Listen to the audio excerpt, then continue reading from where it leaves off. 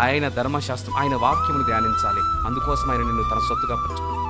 సత్క్రియ ఏంటి అంటే ధర్మశాస్త్రమును ఆనందించడమే. అనేక మంది అతి మార్గంలో నుంచి తప్పిపోయే వారిగా ఉన్నారు. వాక్యం నీ హృదయంలో లేకపోతే, వాక్యం నీ జీవితంలో లేకపోతే, వాక్యాన్ని అన్వయింపు నీ జీవితంలో లేకపోతే పాపమే ప్రవేశిస్తుంది. నీకు తెలియదు, మంచి ఏదో చెడేదో నీకు తెలియదు. వాక్యమును క్రమము తప్పకుండా చదువుతూ ఉంటే దేవుడు నిన్ను సరిపరుస్తాడు. హల్లెలూయా.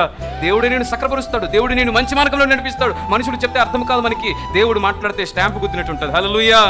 అందుకే ఒకసారి చెప్పు, 2 సార్లు చెప్పు, 3 సార్లు చెప్పు. తర్వాత అట్టివాడు తప్పుడు మార్గంలో శిక్షా విధికి పాత్రుడైనాడు కనుక వాడిని వదిలిపెట్టేసేయి అంటున్నాడు.